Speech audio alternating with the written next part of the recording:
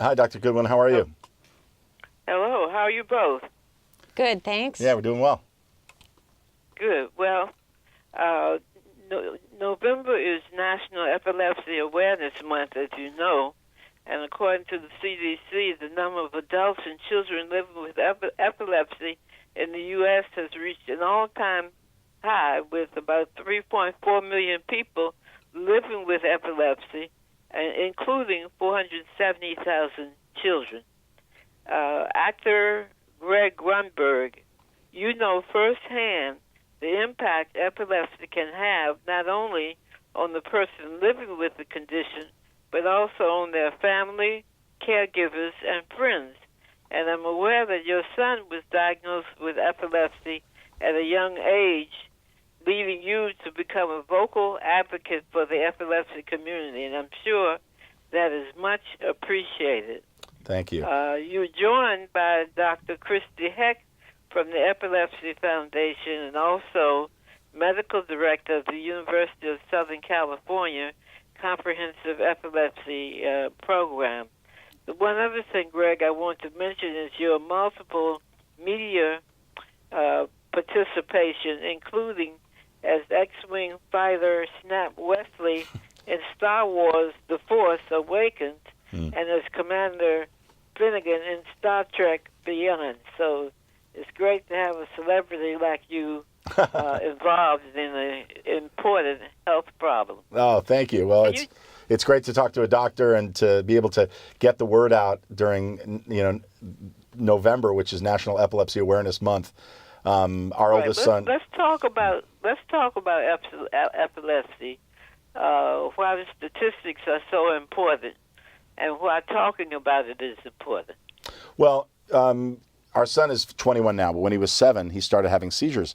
And we knew and realized very quickly that it's important to talk about it, to get to the right doctor, to get the right medication, to get diagnosed, have our child get diagnosed very quickly.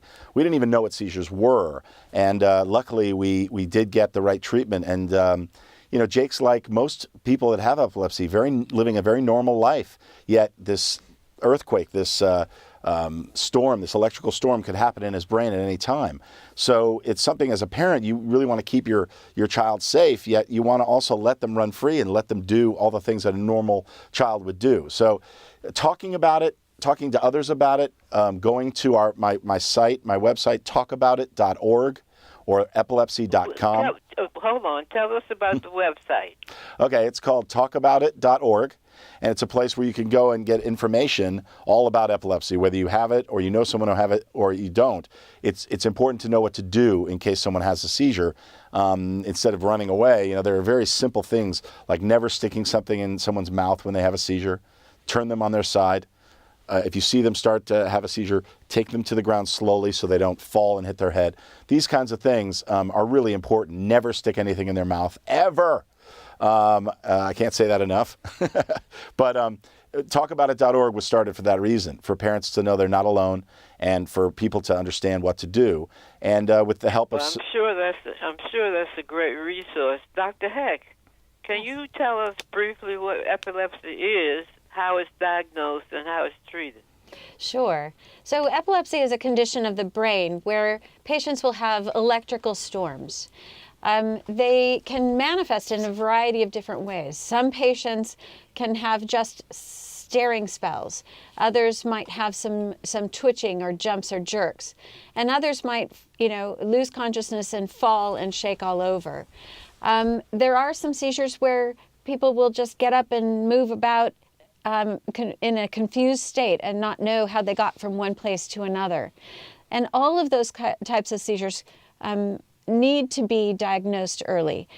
The best way to do that is to bring a witness with you, someone who has seen these spells when you go seek medical attention, because many times the seizures will be occurring intermittently without the patient's knowledge whatsoever. And the witness is really key to understanding what the diagnosis is.